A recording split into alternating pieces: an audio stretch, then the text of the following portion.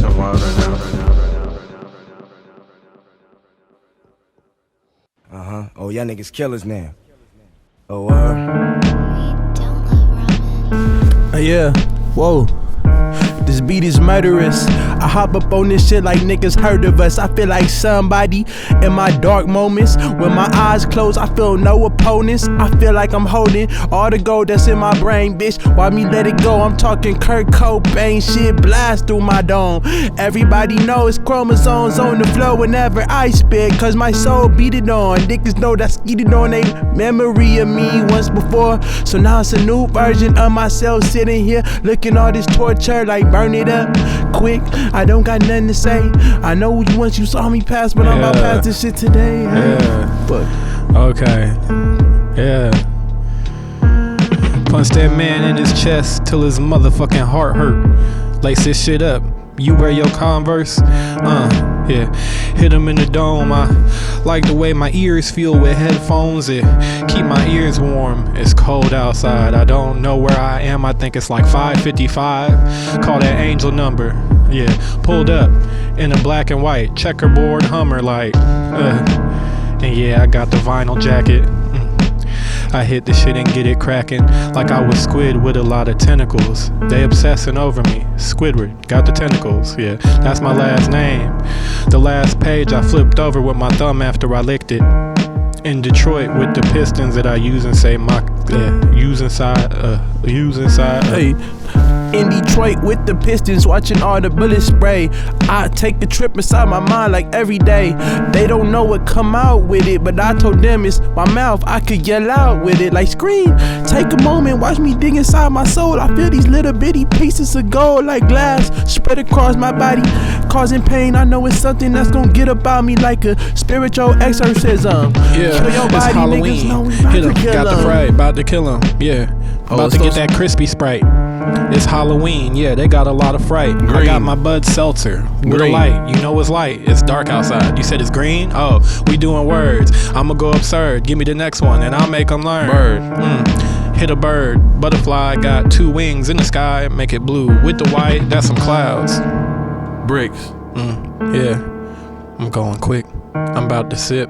I'm from Sanford, the city of the bricks, the biggest manufacturer. They ain't never heard of that though. Branches. That was so hard. I forgot we planned to do that till the last second. That's we smoked. Welcome to Vine Tree Radio. It's your boy West here chilling with. Howdy, Wowie. How's it You going? know we got a guest. Introduce yourself. My name is Rhythm. I'm from Fayetteville, North Carolina, as far as hometown goes, but I've been in LA for like 10 years now. Just been doing all type of music shit. You know what? I'm not even gonna say what I do. We'll get into it over the course of the conversation because I want to be like, I do a bunch of stuff. Like, Feel that. Interesting. Okay. Welcome to the pod. Thank you for coming through and meeting us here. You know, it's been a bit of a journey throughout this season. You know, building the pod and what it's been, but like a big part of it always has been building these connections and fostering the abilities we have to like share our music and our experiences through them, you know what I'm saying? So I think right now is a good time where we really get to show like within the time of while we were making the pod how shit branched out, because you somebody we met I would say like a couple months ago, to be honest, like not that long ago, but during that time was the time when a lot of these episodes were filmed and like were kind of being thought of.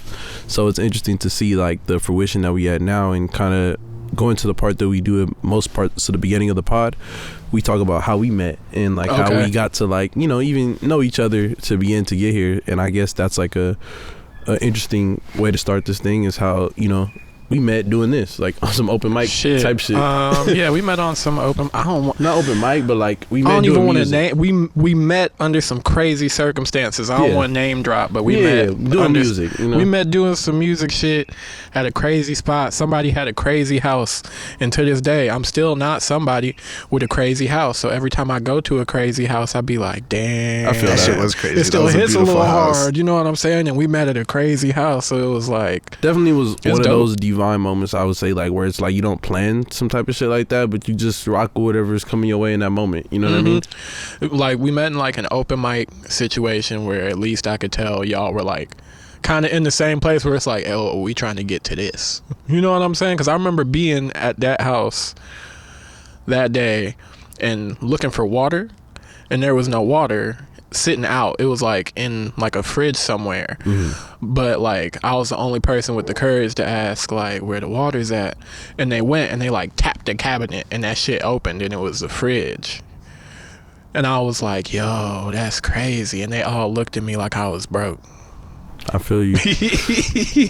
But I'd say that that's kind of maybe in some sense how I would maybe want to talk to like you after the shit to begin with, is because like I feel like we related, at least from the shit you were saying. Yeah. Like within the people within that place, I was like kind of like what you said. It was like, all right, like these dudes is either like trying to get to where we're going, or they already there, or have some sense of it. You know what I'm saying? And I was just like, fuck, there's people we need to at least talk to or tell what we do and shit like that. And at the time, I hadn't really heard much of your music other than like that. That was like my first impression.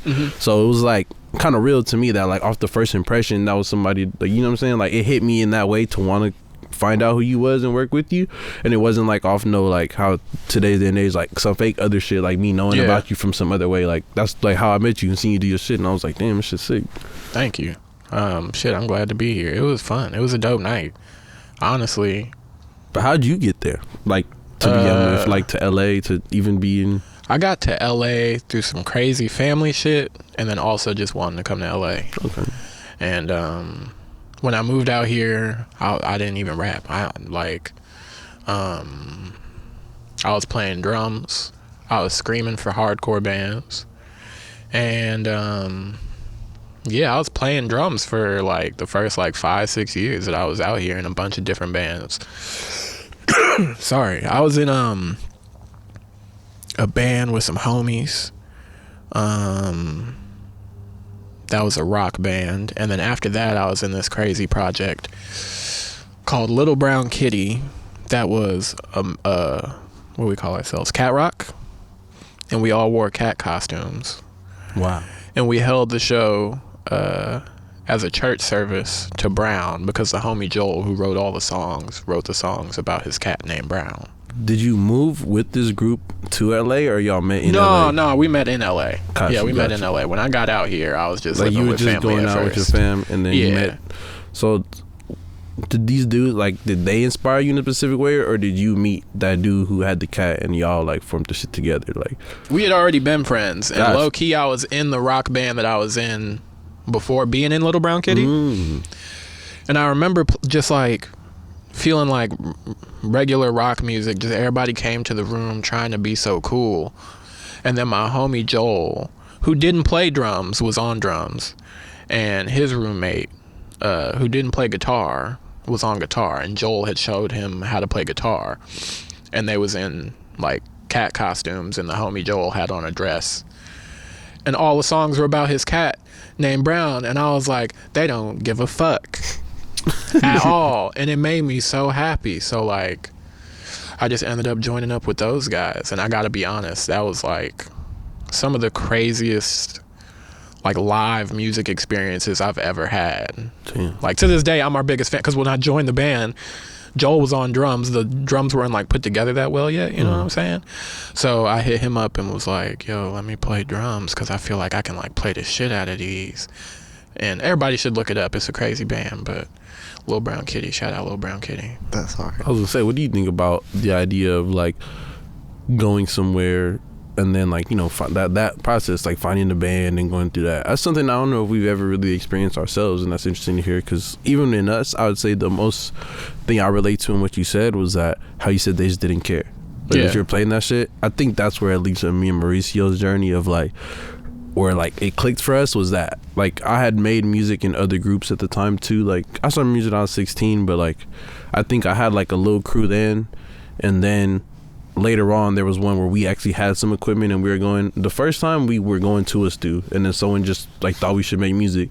But then some weird shit happened with that, where like all of a sudden this dude just like stopped hitting us up and then lost the file. So but I was like 16, so I didn't really care too much, to be honest. But That's the type of shit that happened at that age. you know, I was just like whatever. Like, but later on, then like I had some of our own equipment and shit, and I'll say from that time though, it was a lot of like what we should do and how we should do it, you know what I mean? But when I met Mauricio, it didn't really matter about that too much. Like whatever the fuck, like the song I just came up with on the production, and he was just like, yeah, I'm down to rock with that.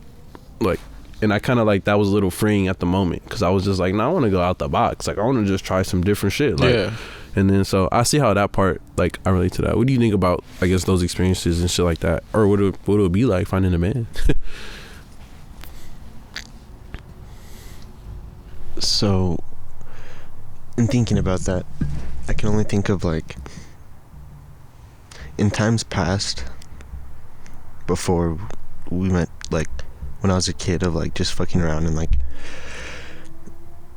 saying with friends, like, oh, we'll be in a band, like, let's do something, like, and for me, it was just, like, more of just, like, we were playing a rock band together, and so it was just, like, oh, we should do something more with this, like, it'd be fun, and it's just, like, when we got to that point of, like, actually trying to do something with it at any point, we were, like, one, I realized that a lot of my friends at the moment were just, like, we all had different visions and ambitions for, like, what we wanted to do with the music,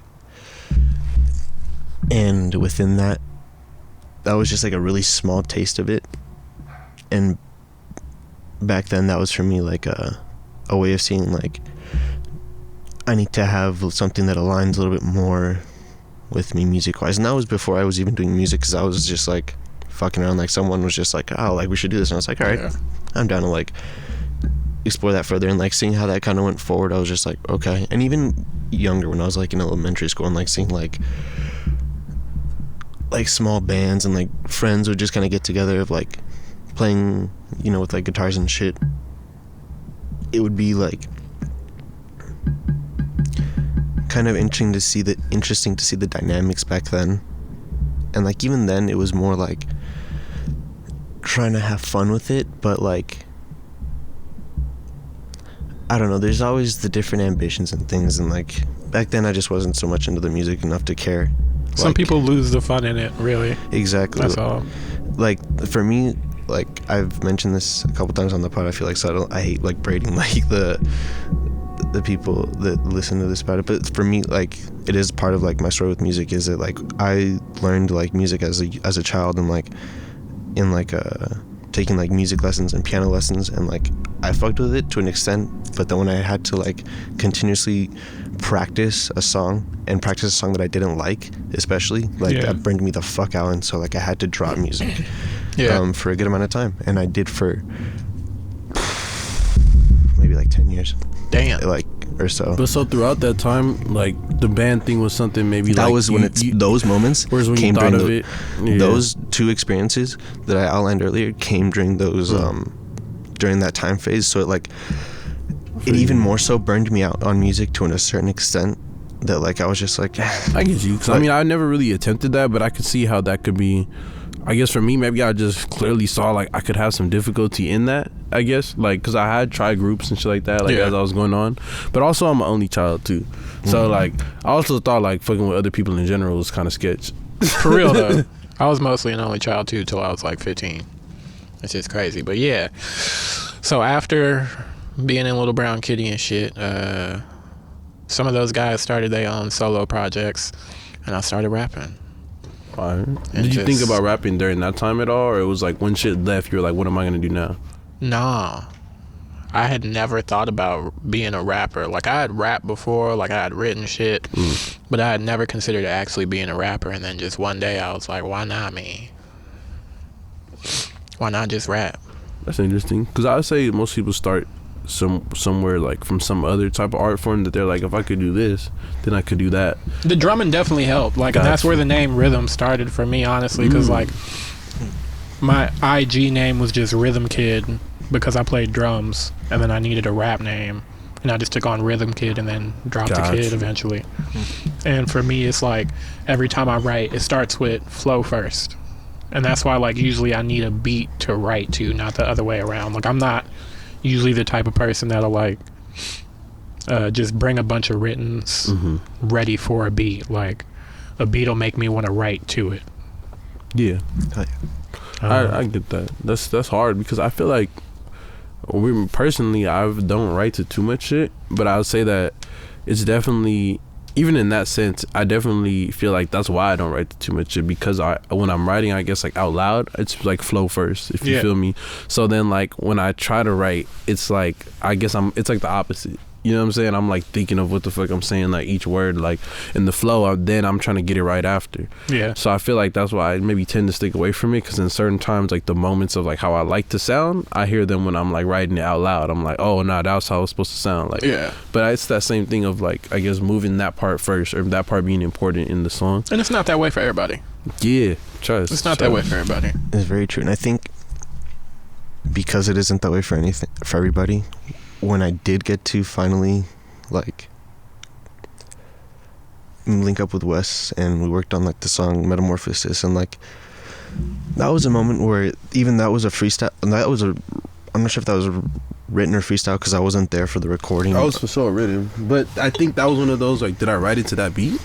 You wrote it to the beat because I sent you the beat. Yeah. But that was like a moment for us linking up. But when we actually got together and actually record things like in person, and I got to experience that, it was really amazing to see like that capability in people, because like that's not a skill, like you said, that you see regularly where people can freestyle or can like freestyle well, like, Yeah. you know, especially with like a variety of like, I feel like different beats and different things like that. And that was one thing that I really liked about Wesley, like especially when we linked up. And I felt like, as we talk about like earlier, I was saying like the things that deterred me from finding a group, like a thing that drew me to you was the fact that you were so versatile in that end, that it allowed me to be free, like in making, in a weird way, I would say whatever. maybe like it's more able, less like cooks in the kitchen somewhat, made us both feel like, all right, this is doable.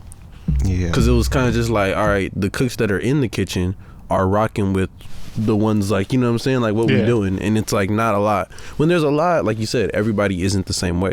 Everybody don't write the same. So it's like you don't want to invalidate the other people's way of doing shit. You know what I'm saying? So it just happens to be like those times when you find someone where it's like, oh, this person works so similarly to your way. It's like nobody really got to be invalidated. Like, like that shit is kind of cool.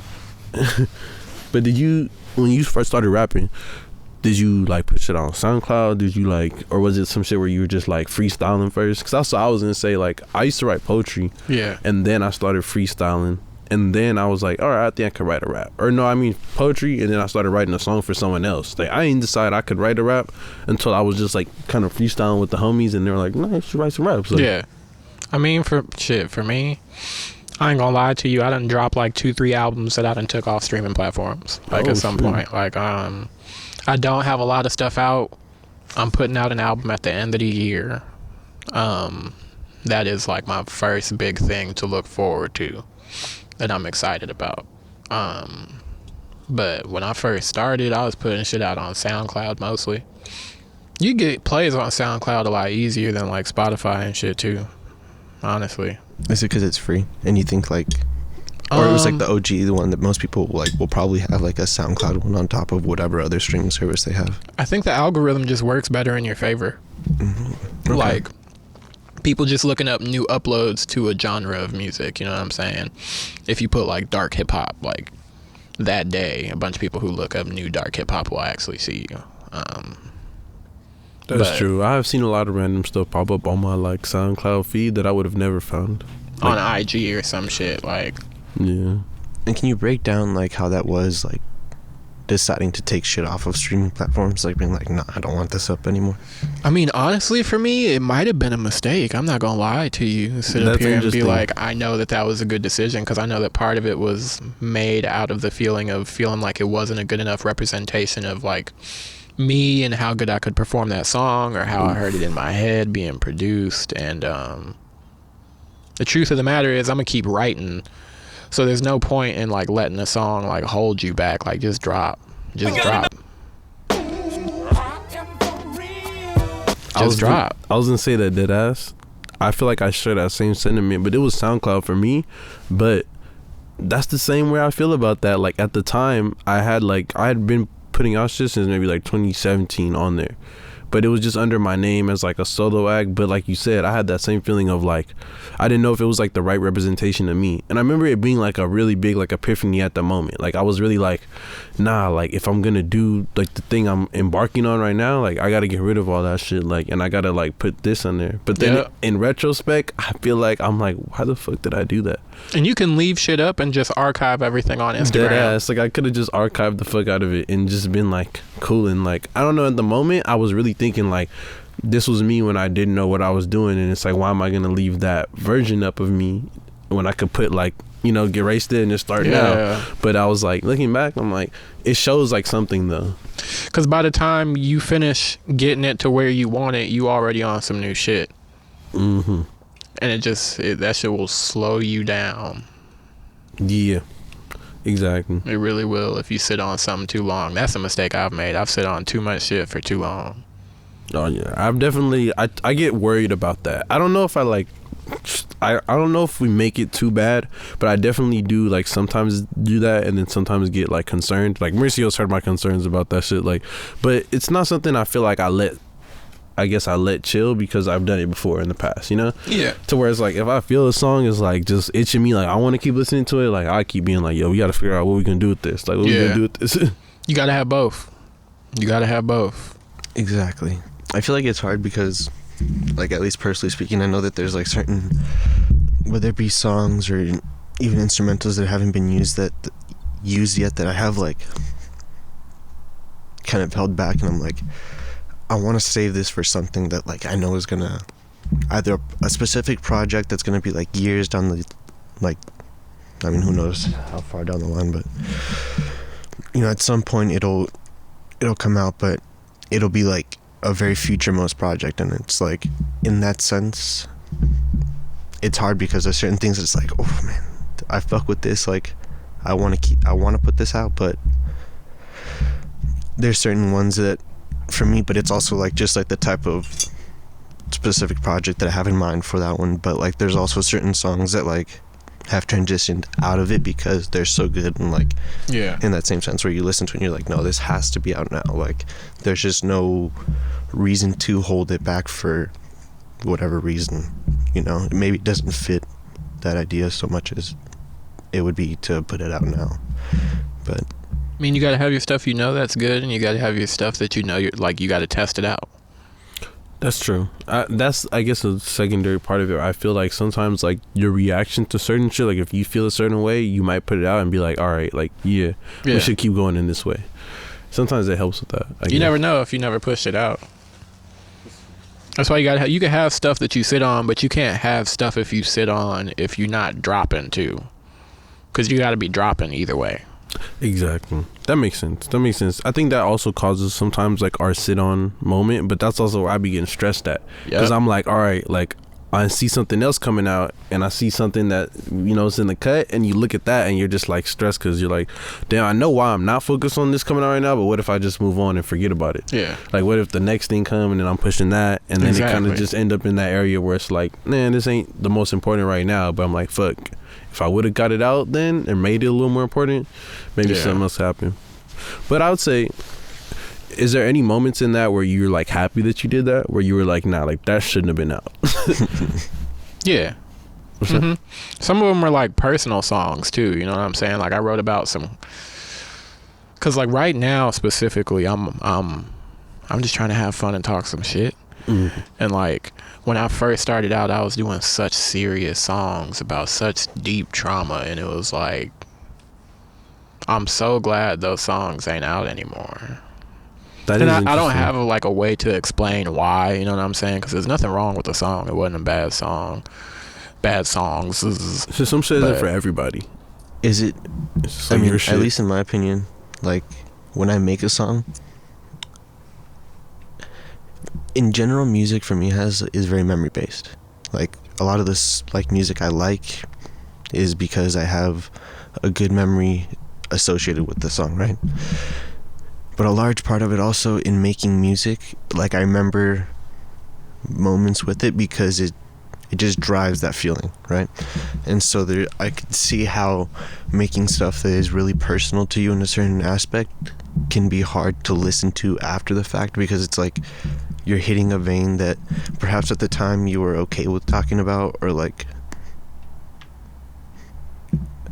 whatever it be, like expressing at the moment, and then like later it's just like continuously dwelling on that moment doesn't let you move forward from it. Yeah. And so like I can see how looking back on it and having it out, because like you hear stories of certain artists that like have to go out and perform certain songs because like that's just like their song that catches, right? And like, yeah, and like if it's something that doesn't resonate with you on like a very personal level, and like, or it resonates to you on such a personal level that like it hurts almost to like to sing that song or to sit like. Exactly. There were songs I wrote that like I wouldn't want to be out there performing. Like that definitely have that some be songs fun. like that now that I'm trying to figure out like how am I gonna perform.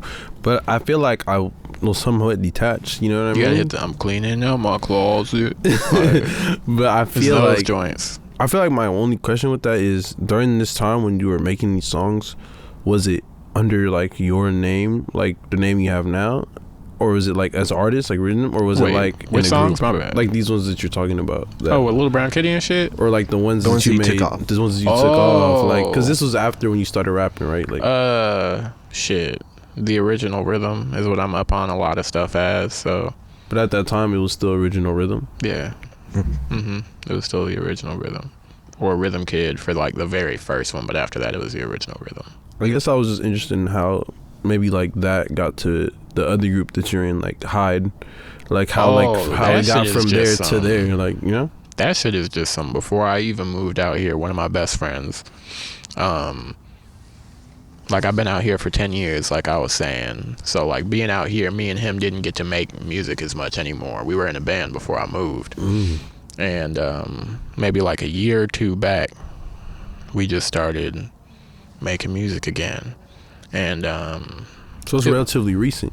Yeah, That it's you guys clicked relatively back recent. up. Yeah, and it's like we've been homies the whole time, but he opened a studio out of his house, and we just like I came for a visit. Honestly, I had some life shit going on, if I'm being honest with you, and I went to go stay with the homie for a bit, and I went to go chill with him because he had a whole studio. He was like, help me open the studio, and like we can like do some whole shit with it. I played like I played like session drums for a few different like projects on drums while I was staying there, and while we were chilling, we just like started jamming and stuff and started writing some songs, and Hyde was the product because we hadn't gotten to make like that kind of music together in so long. So it was just fucking awesome to be able to do, because it's just me and him. It's me on vocals and drums, and it's him on guitars and bass. Gotcha. So it was like in some sense like pent up, if you will. Like, yeah, absolutely. Kind of like reflecting the shit that it is, like, because you guys didn't get to let release in that way. I can see how that shit could, like, when y'all came together was like let's smoke this shit, like literally, because it's just like we hadn't had the time to be together in a group for so long, and also we decided to make the project about how there weren't enough people of color in the hardcore scene in our town and shit growing up, because like the hardcore and punk scene is obviously like predominantly white dudes. And it was like, fuck it, let's write music about white supremacy then. Like that was definitely something that, like, when we talked after, with like kind of really drew me to be like, nah, this is important, because I feel like that was something I saw early on, but I wasn't enough immersed in the scene to really say something about. Yeah, you know what I mean? Like, it wasn't something that was like mine, I felt like. So I was like, I ain't gonna be in here and be like, nah, this is how it should be. But I mean, noticed but it should feel, you know why it should feel that way, and this is how I feel about it being in Hyde, is because like when it come to like metal, punk music, anything like that, it's an angry genre kind of, as far as the sound, you know what I'm saying? That's part of it. It's like soul, part of it is like kind of being smooth, you know what I'm saying? Part of it is supposed to be like aggressive, and people of color got more to be upset about than anybody.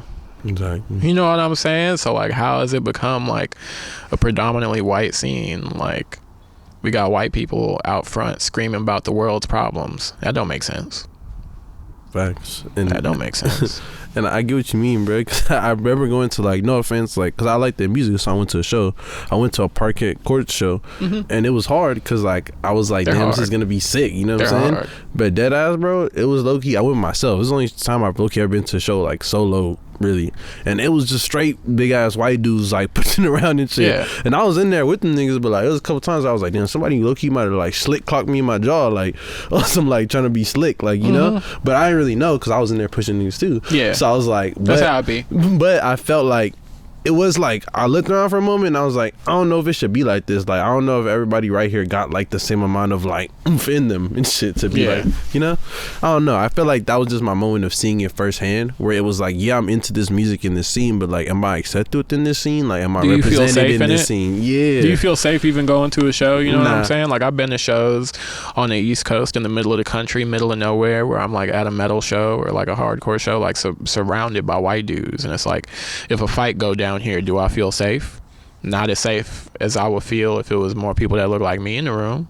You know what I'm saying? So like, that's literally what the whole band is about. And we're not the only ones doing it, low key. It's a few bands out there. Shout out Zulu, shout out Buggin', shout out Move, shout out Jesus P, shout out it's a whole list of people doing it out there. And that's what's so important about it, is that there's been people of color making that kind of music for so long, and they haven't been the face of it. And yeah, that shit is rapidly changing. Yeah, I mean, someone who kind of embraces those styles that we fuck with and we kind of related to is JPEGMAFIA. If you listen to I his fuck shit, with JPEG. That was definitely a big part of me and this was like seeing the music we could make because of what you're talking about. The shit he was saying, I was like, if there's a base for this, I was like, then we could do what we're doing. Yeah. Like it kind of just, it was like being seen in a sense, because it was what you're saying. Like he was expressing those feelings and shit, and I was like, damn, I didn't think nobody would accept this or rock with this, like to the degree they were. And then they were, and I was like, all right, then I shouldn't feel no way about the way I feel about wanting to lean into that. And what's crazy about being that kind of artist is, I don't want to like assume for somebody else, but like just the idea that an artist can make their art and understand that it might be consumed by a group of people that it might not be meant for. You know what I'm saying? Like, fuck it, JPEGMAFIA. Like, I feel like JPEGMAFIA knows like it's a whole lot of people that are white that love his fucking music. Bro. It's like mostly white people. And it's dope to hear him double down in his music and be like, but this is what I'm talking about. Like, I'm talking at y'all's expense. If y'all cool with paying me money, like, cool. That's really how it be. It's essentially reparation. Cool, give me money for critiquing y'all. I don't care. Like, it's dope. I love they that really shit. Be there like at the front row, like spit on me, like like it's some weird shit, bro. But like that's really what it be like. I'm not gonna lie to you. It's so funny too, because like I seen like footage and like pics of like JPEGMAFIA at shows like spitting in white people's mouths, and I've had to like ask my girl, you know what I'm saying, like, because I'm in Hyde and we're like such a like anti-white supremacy group. It's like baby, what if like some crazy white girl is in the audience and she's like, spit on me, like, can I spit on her? For, and she's like for the cause for the cause, you know. And I'm like, and she's like, I don't know. I'm like, I don't know either, so I probably won't, you know. But yeah, I always thought that was a little bit weird. I was kind of like, I don't know. Oh no, I'm all for it. I ain't gonna lie, I'm all for it. I'm Like, with it. I mean, but you know, just from a satisfaction level of like, of them being a little bit like, you know, degrading them to that degree. Like, I'm kind of for that. No lie, like that. That's a little lit. Yeah, it's a little lit. I'm not gonna go overboard with it, but it's a little lit. yeah. I mean, to each their own. I let them do their own shit, but I think it's funny to watch, like, just to like see if these fools actually just go up and like beg for them to spit in their mouth. Like, what is that shit? I mean, because think about being somebody who has, I mean, any of us have the ability to spit. Somebody being like, because it's different spitting on someone than like being like, spit on me. That shit is different. So like, like the idea of somebody coming up to you and being like, spit on me is like, it's a little far-fetched. I can hit you with the, you know, like I could if you really wanted me to, but you sure you want that? Like, yeah, it's not a common thing that most people want for themselves, but it's like in this instance, you may get some type of weird satisfaction out of this shit. So it's like, am I going to be a disservice to you? Not gonna lie, I think I'd be down. Like, as you described it, I'm kind of like, I'm looking at it like, what does this cost me? I feel like it doesn't cost. I feel like exactly there really is no loss. It's just like, I think it's just funny from like not from the side of like giving it, because like I understand that like giving it, but from like taking it, like, yeah, on the other side of the person, I'm like, you like, somebody did something wrong in your life. Because there's some variables there. Like, somebody could miss. Like, you probably want it. I'm assuming that somebody who wants to be, I don't know, it's all type of different outcomes. Yeah, somebody like could want it on somewhere. their face. Like, what is missing? Like, like you want me to just aim wild and hit you with spit wherever? Like, true. We've even seen that another show where I saw the impact of that, where it was a JIDK show where somebody had a sign of that up, and he was like, "Nah, we ain't doing that here." And I was like, we were dying. Rex was like, "I know where that's from." man, no, I don't know. I don't know if I'm gonna spit on people. We'll figure it out if the hurdle ever comes. I don't know. But hey, man. Also, one thing I also did want to talk about is, since we get into jokes a little bit now, is your journey into being into stand-up comedy, because that's some shit I kind of recently told the homie that, like, I just came to him out of the blue and was like, yo, I think I'd be down, but it was out of just general experiences of, like you're saying, like being comfortable, I guess, just talking in front of people in groups and making them laugh and being like, maybe if I like don't have stage fright, I could kind of use those two things together. Like, you know what I mean? Like, I know music makes me feel away. Like, people usually have passion for music. You feel like good when you do that shit. So it's kind of like that takes away the feeling of like, if I don't land a joke on stage, I don't feel like it's any smut on my name. You know what I'm saying? Whereas if I drop like the worst bar, and I ain't gonna lie, that freestyle we came in with, that was not my best work. But it was off the dome. I can be honest about it. You know what I'm saying? And it's like, especially with comedy, if I'm not funny, I don't care. Right. Like, I'm finna go home and watch Netflix and be okay. I didn't pay money to be on this stage. Y'all might have paid money to be here. Y'all might have got drinks hoping I was gonna be funny. I don't care.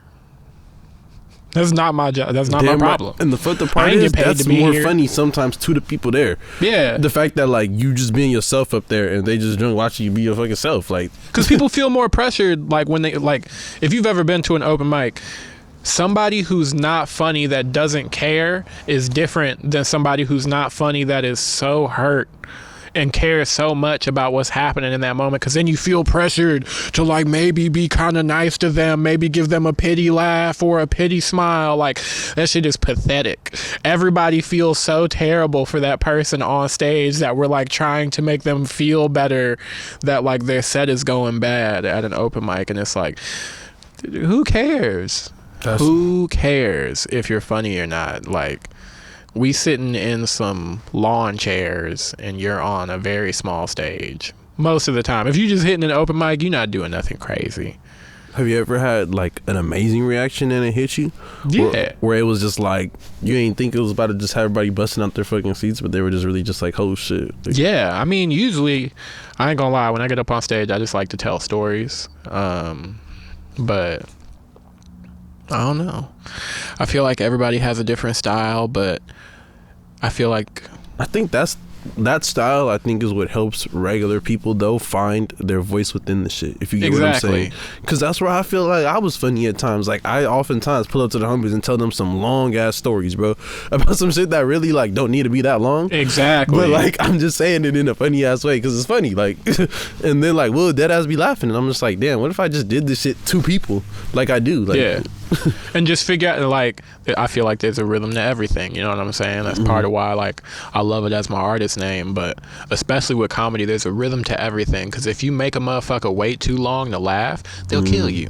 Oh yeah. Not actually, but they'll look at you just like in so much pain mentally. And what's funny is, for some reason in comedy shows, motherfuckers will take so much punishment. They'll take somebody just being unbearably not funny on stage and just sit there and entertain the shit and like nod and actually pay attention to this bullshit that you've been listening to for 10 minutes.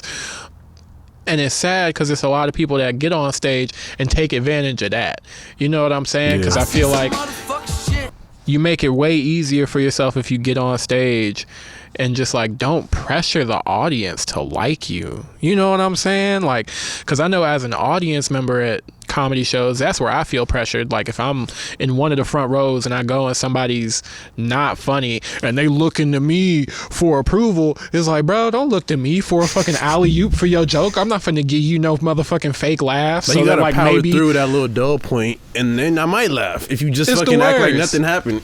I went to a comedy show a few weeks ago where it was mostly white comedians. I'm gonna be honest, most open mics are mostly white dude comedians, and most of them niggas is not funny. They not funny, man. Like, and a lot of them get on stage and they look to black people for approval for their black jokes. You know what I'm saying? And a few of them looked to me and like started to make race jokes, and they're like, you feel they looked at me and they're like, you feel me? And I'm like, no. I don't even, but the thing is, I don't even say nothing, and I got my mask on, you know what I'm saying? So I'm just staring, and they feel so much pressure just from my eyes that they like, oh, guess I won't touch race tonight. Like, it's like, y'all niggas is racist. Yeah, that is the somewhat of the comedy scene shit. Like, that's why also, like, there's certain styles of comedy I was never really into that are like embraced. That's not a style, it's just bad. And that's the thing, is it was like, there's a whole thing about motherfuckers talking about free speech, about how comedians can't say what they want to say.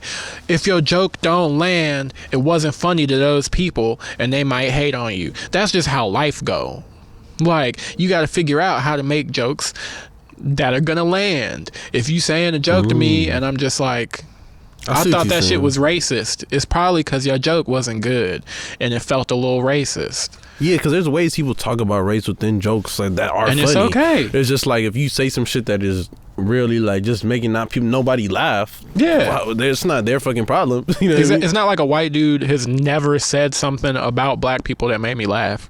Yeah, exactly. You know what I'm saying? Like, it's okay to make jokes about race. Just if your joke is bad, we finna boo you.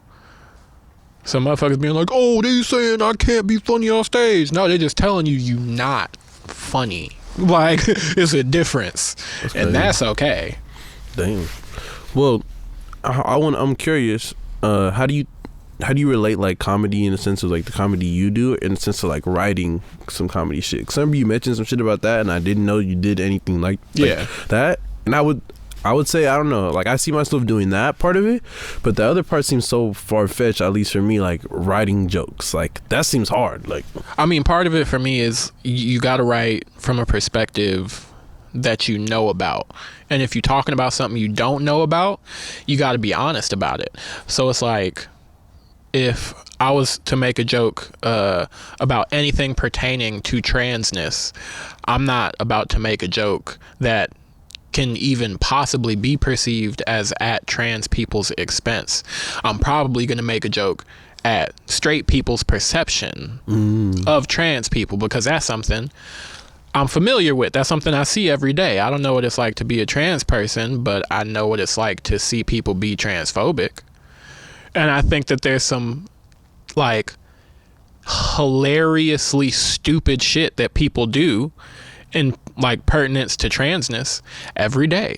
You know what I'm saying? Like, I think like when people see like a trans woman and they're worried, and that's the thing, is even that verbiage, like verbiage, worried, is like straight dudes be worried that she has a dick. That's an acknowledgement on some level that they are attracted to that person.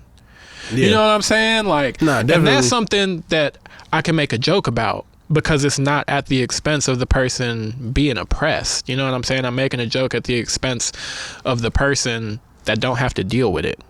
Yeah. So it's like motherfuckers say you can't make a joke about shit. It's like, nah, people are just telling you making a joke in bad taste. So like for writing, for me, I just write from a perspective of shit I know about. Like, one of my favorite things to write about is some experiences I've had on acid, because a lot of people have funny shit happen to them on acid and they can't remember what happened. For some reason, I remember a lot of funny shit that happens to me on acid, because some crazy shit be happening sometimes. Yeah. Life just be funny that way when you on acid. You just notice little funny shit differently. And that's something I feel like I can talk about. You know what I'm saying? So that's like... That's usually how I like approach writing. Time definitely move at a movie rate. Yeah. You know, like everything. When you see every scene and shit. Man, everything is so theatrical when you tripping, but most people come back and they like, what the fuck? Like they be like, this is so funny, I should write it down. And they be like, I don't know what the fuck this piece of paper say after they come out of their trip. You know what I'm saying? But for some reason I can just like think of really funny shit that happened. It was really like super bad. Like somehow the shit you made it through is like crazy. Like shit, you know, I'll tell a random story about some shit like that happened to me at a concert, but where I was on my way and then got a flat tire, and then my homie was driving in my car. So then and I'm already tripping. So I'm like on my way there. I was about to be there in 10 minutes type shit. You know what I'm saying? So you were close. Yeah, but then everything derailed. Now we on the side, like at the Carlos Jr. having to call AAA. I don't got a spare tire, and then I can't even talk to the dudes at this point. Like when they pull up, I can't talk to them. Like so then my friend got to talk to them. Like his little brother is with me too, and he don't even know nothing about like cars or nothing. Yeah. So that's why I was fucked, because it was just him, and he low-key just like chilling. He not worried for some reason. He just like, I'm gonna go to Carl's Jr. get some food. They not here yet. That'd be the best shit about tripping, is like you tripping so hard that it don't matter what's happening. You're so stupid in that moment that everything is funny. It's like, great because like a few weeks ago I was tripping and I'm with my girl and I just had a thought that I knew came from the fact that I was tripping. You know what I'm saying? Like I was aware that this wasn't a thought I should give any credibility to, but it was something I thought of, and I was thinking of it, and I immediately started laughing at how stupid the shit was, because I knew when I said it out loud it was gonna annoy her so much at how stupid it was. You was in the future with it. I was in the future with it. So I started thinking about it, and then I said it out loud. I'm like, I look at it and I give her that look, you know what I'm saying? You know that look you give somebody when you know you about to say some shit to them that like they're gonna look at you like you ain't shit for saying this. Like I just looked at her, I'm like, air, right? Air is a body of water. Oh shit. Because of the particles? Cause see, I ain't even have to give you the rest of the story. I had to think about it for a second. You see how fast you came to the conclusion. But I'm sitting there, here's the thing. I know there ain't no scientific fact to that, but I'm so. I was just thinking so like, what else is in the air? Like I'm so high at the time that I'm like, there's hydrogen and oxygen in the air. You know what I'm saying? So if the shit just reassembled in the right way, it would be it would be liquid again. But is it because it's not liquid? Is it not water? You know what I'm saying? Because we got evaporation and shit. Low-key humidity. And here's the thing, is the whole time I know what I'm saying is fucking stupid. Like I don't believe in anything I just said to y'all. Just thinking it through. But I'm thinking it through, and I realize the more that I think it through, the easier it is to play devil's advocate to it. You know what I'm saying? So she's sitting there, she's like, this is fucking stupid. But I'm like, actually, you know what I'm saying? If you rearrange the particles in this, like. See, that was me, but I was securing a ride home. Like I was at the fest, like I was like, all right, it's us three, no one got a ride home, but I knew some girls there, so I was like, all right, I gotta stick on these moves to get the boys home. You was on the real Superbad mission. That's what I mean. Like it was low-key like a movie. Like I don't know why it played out like a movie like that, but I did get a ride back to my car, and then we called AAA and then made it home with the tow all the way from there. So you did fine. I did fine, but my whole time it was like I had to stick on the mission. Yeah. Like I couldn't be like, you know, like derailed off of it, because I was like, damn, but I wanted to. Yeah. Because like I was on that side. I wanted to just be like, fuck, I don't care about none of this shit. But that's what I'm saying about stand-up comedy, is just like speak from some shit you know about. You know what I'm saying? You can write shit outside of your comfort zone, but don't be impeding on other people's space. You know what I'm saying? That's where motherfuckers get fucked up. So many of them comedians that other night that I said I like went to go see comedy was looking to me for black approval for their jokes. If your joke was solid enough, you wouldn't need to look at me, bro. Like you feel confident that you're just like a funny motherfucker who isn't racist, and it would just come out the way it would come out. It's like I don't feel bad anytime I get up on stage and talk about white people, because that's what I lived. Like it's terrible.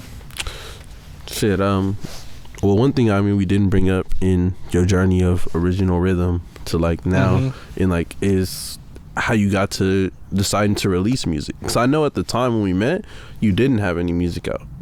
Yeah. Which is crazy to me, because it was I mean, I did, but like way less. Right? Like I was or like just a few like, songs. Well, the songs left. from your like album, like the one you about to drop, like you had dropped like a single a little bit after that, I feel like. I remember. Yeah. I mean, and shit. I was just like, at the time I was just kind of shocked, because I was like, how the fuck are you here right now? Like it seemed like you knew everybody though there type shit. So I was like, and then you just started, and like, so I was like, maybe you must have been doing shit, but I just didn't know. I mean, honestly, just knowing how to enter a space energy wise, like, is how that happened. But as far as releasing music, shit, I've always felt like it's like one of my biggest, it's like my Achilles heel, if I'm being honest. It's like I've existed as a personality in the realm of the scene for a while, but just like motherfuckers just know about me. Yeah. But I don't be dropping like that. It's like, as far as freestyling and rapping and shit, I used to go out to an after hours spot where like they would there was like a room where you could control the Bluetooth speaker, and I would get control of the Bluetooth speaker early in the night and make sure motherfuckers was freestyling in the room the whole night. And I would just sit there. I was not drinking really like that. I was not sniffing no drugs. I was honestly just smoking and freestyling from like 2:30 a.m. to like 6 a.m. for like 2 years straight on the weekends. And that shit was like, I don't know, like I feel like I've just done so much personality wise, just being in spaces and performing that like didn't have a camera on it. So like the decision to drop is me just realizing like too many motherfuckers have told me I'm dope.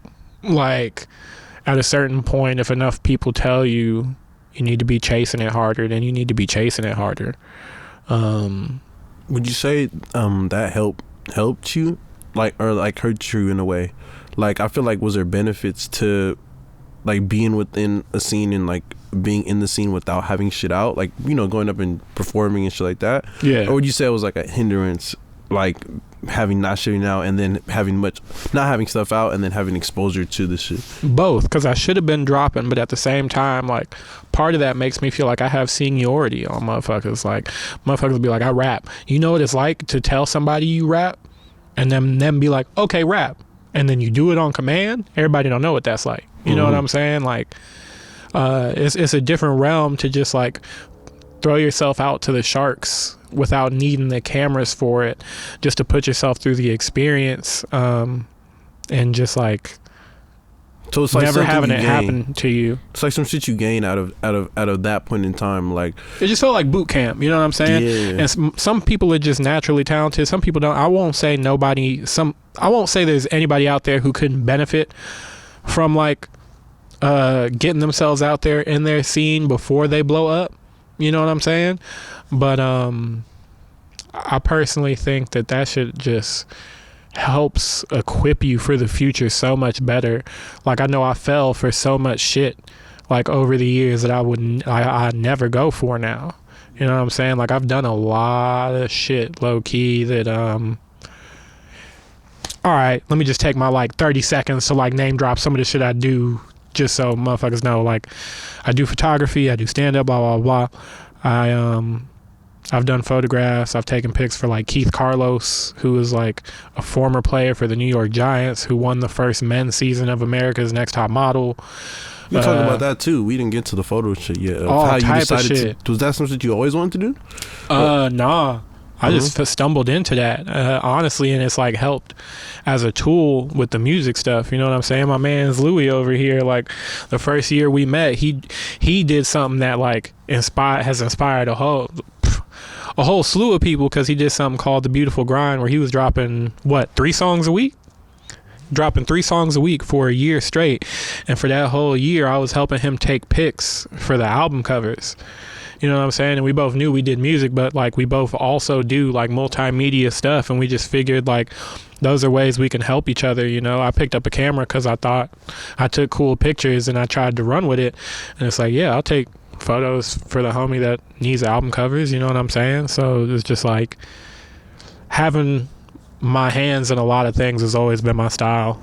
No, I really respect that and resonate with that. I'm sure Mauricio could touch on that too, as far as like our brand being the Vine Tree. That's kind of what we rooted it in. Like, yeah, it was kind of the idea of like not having to be one thing. Like when we formed it, we were like, we want to be able to not have one shit define us, like kind of like be able to branch out, and then the need to almost was like that's the best light we get shown in. Like when you're not like an inspiration like Donald Glover, like somebody where I was like, you could like dip your hands into all those different buckets, and sometimes when you're doing that, you kind of giving your best foot forward, because we're nuanced as people. Like we're not monolithic, you know what I mean? Like, so at the same time, it can help you to do one at a time. You know what I'm saying? No doubt, like focus and shit like that is important.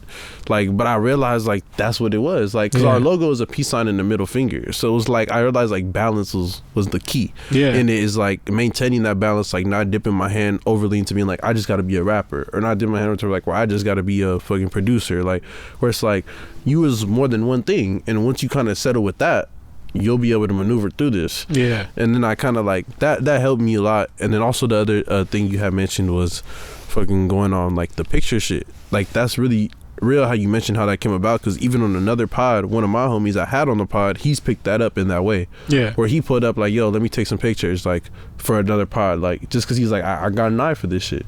And like he raps, he do all this shit, he been doing it for me. We came up making music together, but it's just that idea of just being like, where else can I do some shit to fit in with this? Like, Where am I of use? Yeah. You know? Low key, niggas gotta piss so bad. Mind Tree Radio. Yeah, welcome back, and took a little break. But before we get into the life affirmation segment, we are just gonna talk a little bit about, we touched on photography and your background in that. We also talked about comedy. We just had a couple more questions having to do with the comedy scene and what it takes writing and directing within that, because I know you've also done work when it comes to like directing comedy and sketches and things of the sort. So I feel like that's something like what I mentioned earlier when it comes to like writing jokes that like I'm curious and unfamiliar on when it comes to the topic, because most of the time like with music and comedy there's that common relation of like experience where it's like your experiences, and sometimes like your perspective is valuable within that, but then I guess it's a different thing trying to translate that into something that where more cooks are in the kitchen. How you say? Yeah, I mean, for me, I feel like finding what's funny starts with honesty, because like a lot of it really is and maybe it's just something that comes naturally to me, because even with music, like it's like, does it sound good? Like with comedy, for me, it's like, is it funny? When am I being too kind to it if I say that my shit is funny? You know what I'm saying? Like if I can watch it back and figure out what is and isn't funny, it helps me a lot. If I'm on stage and I feel like something's not funny, or if I'm watching a sketch that I edited back and I'm like, I don't really feel like the timing of this is funny, then just being able to be honest with myself even can help, because even making fun of something that's not funny can be funny. If there's that acknowledgement there, like, I see what you're saying. there's whole comedians out there that are like awkward on purpose. I feel that. That's interesting. And just like let the weirdness hang in the room, and the audience knows that that's their style. But do you feel like, and this is just something I was thinking about, because you started in music, or just like have like a big relation to music, but like, and you even mentioned that like when you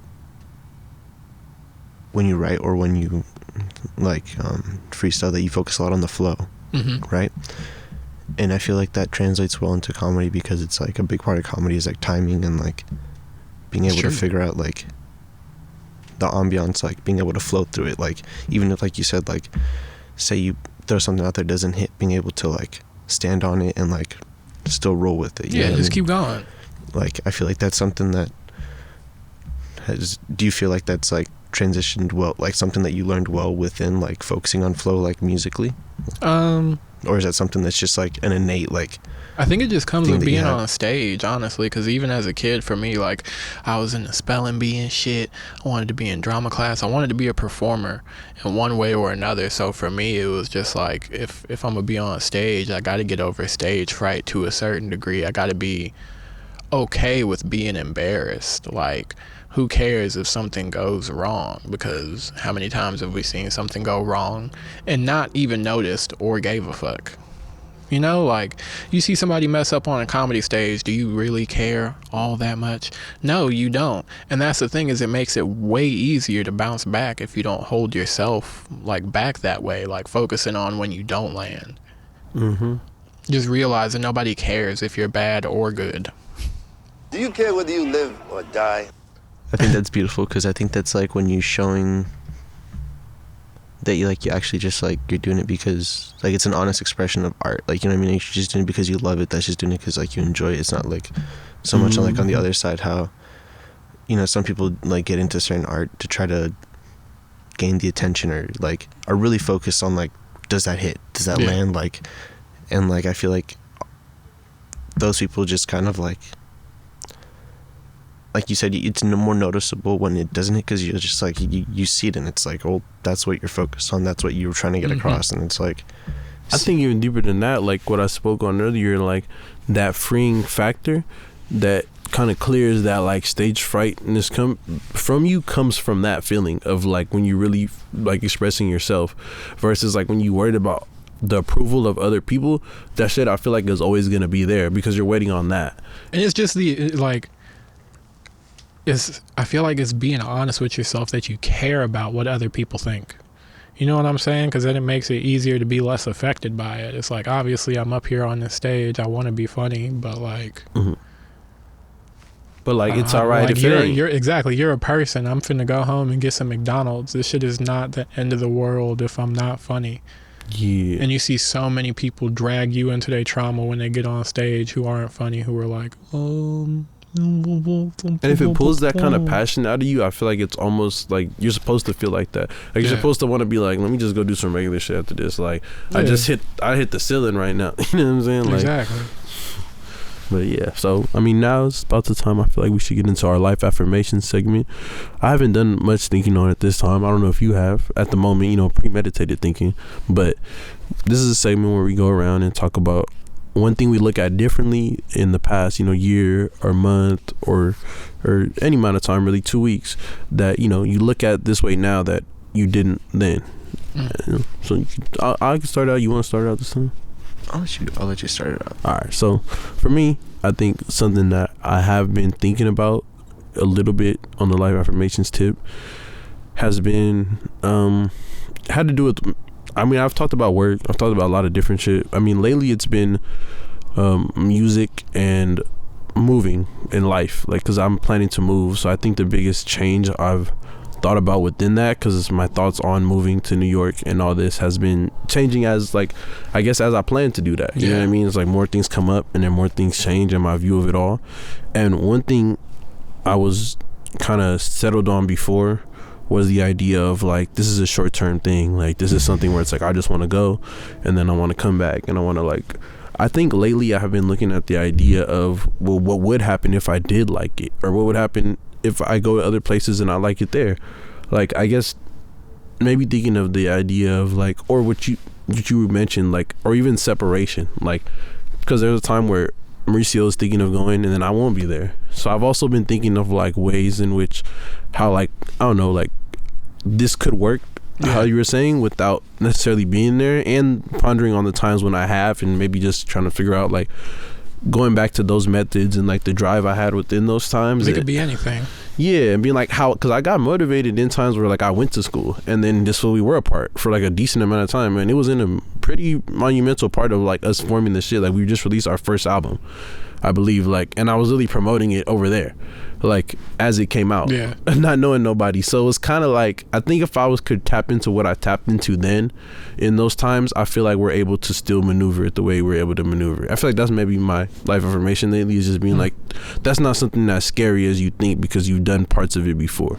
Yeah. How about you, Wowie? Shit, man. It's been hard. It's been, I mean, partially, like, always thinking on, like, on that, like, how thinking of, like, how we can make things, like, continuously forward, because a large part of, like, my moving plans have, like, changed a lot as a result, as it's for the same reason. It's just, like, trying to figure out how we can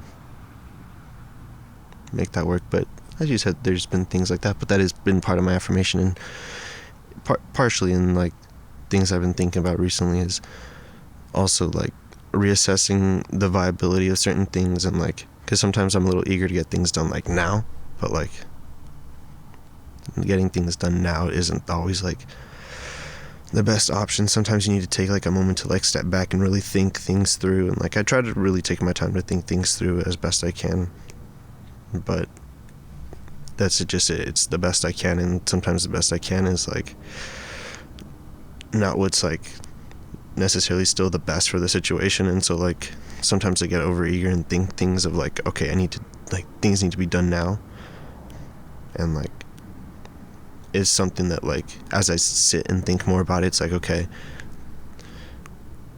whilst it can be done now, like, the full, like,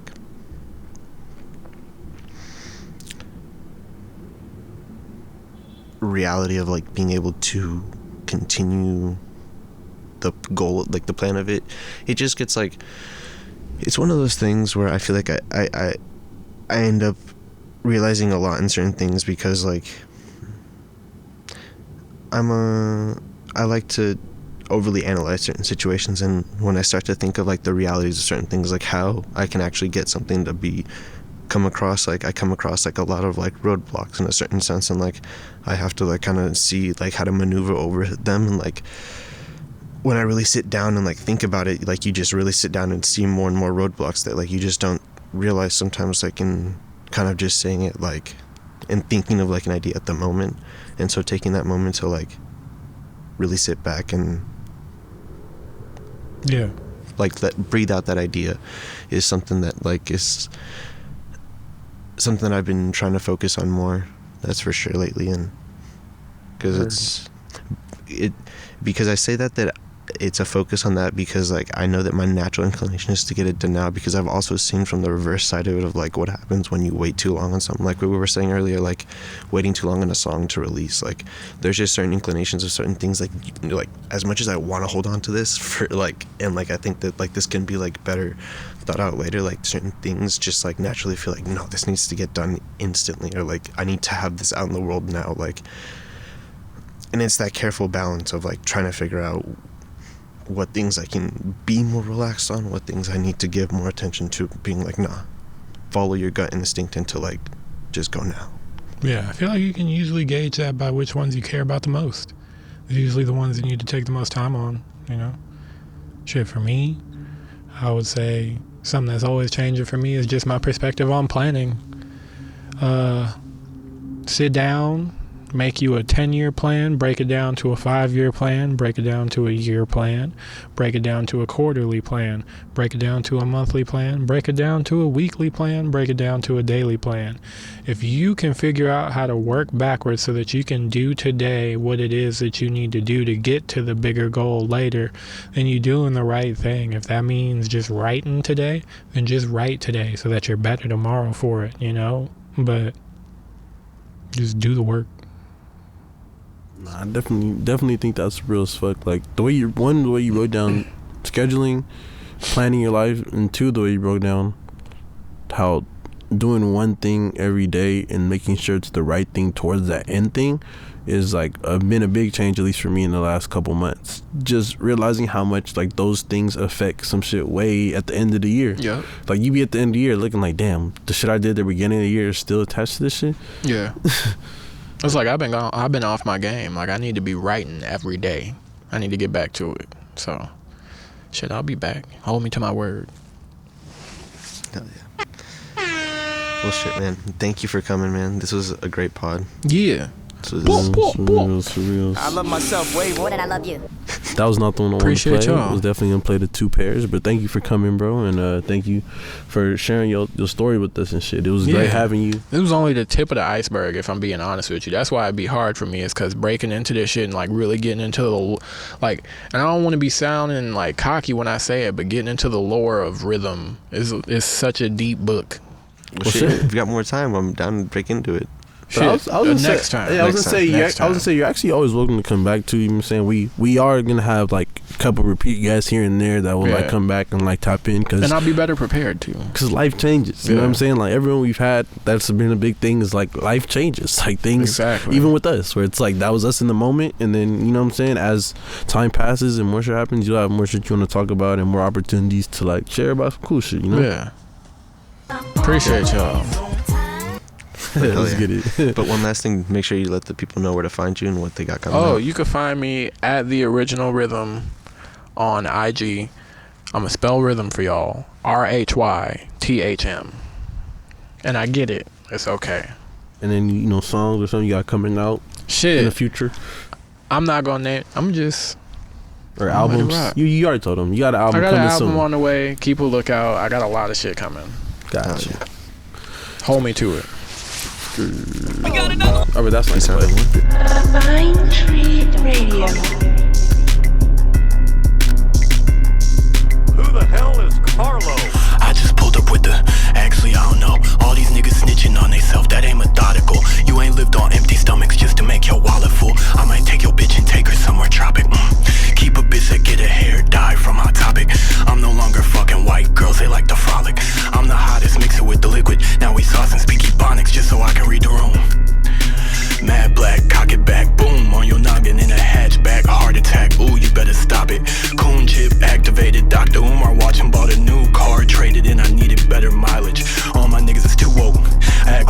nigga. Hey, how much you spend on that coke? That shit is ugly, nigga. Yo, bitch ain't got the heart to say no, so she be fucking niggas. If I put my dick inside a throat, you still feel lucky, nigga. I'm a favorite temptation, call me David Ruffin now. This thing is like my bars, I might be deep, but I won't dumb it down. Gave a good dick once a boyfriend, she don't love him now. Knocked a pussy down like 4 times, she want another round. Said you was a real nigga, you lying, you need to cut it out. Do this for my family and my loved ones, they be stressing out. Worry what I'm doing, making moves to buy us better houses. Let them handle money, fucked it up, now he a dead accountant.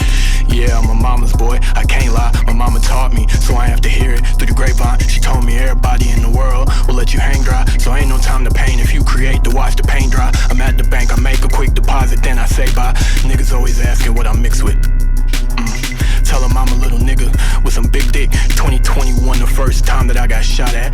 Better be glad I wasn't strapped up, cause I would've shot back. Protection stayed tucked in my pants, call that a jock strap. Shooting rounds instead of catching phase, you need to stop that. Rest in peace to DMX, I might just get a dog tag. Shout out Lou and Stu, my nigga home clashing Naiku. Mama said stick with the niggas standing right beside you. Use grease, they won't suspect a thing when you slide through. Smoke when I wake up, yeah we call that high noon. Color coordinated outfits in my closet. Shit shocking niggas stick a fork in a socket.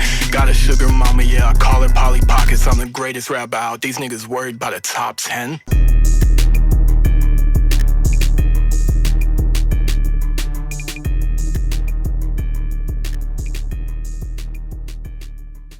Vine Tree Radio.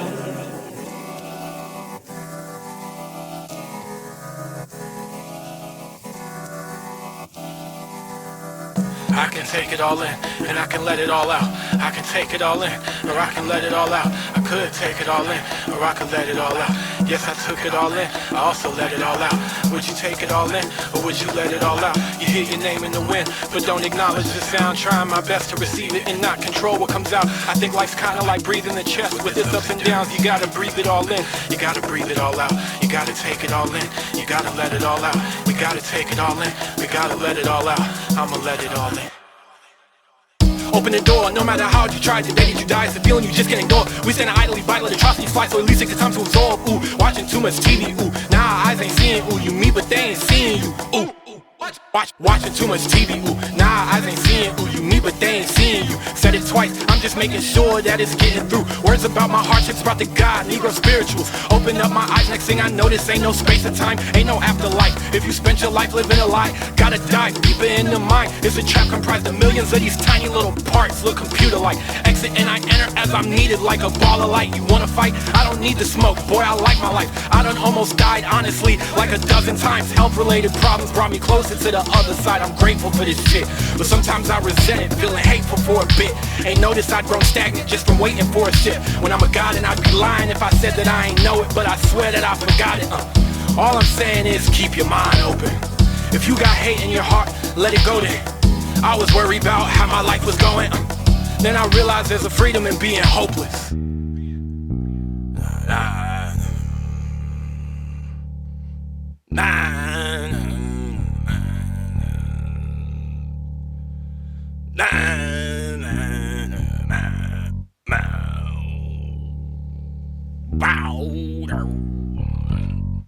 Vine Tree Radio.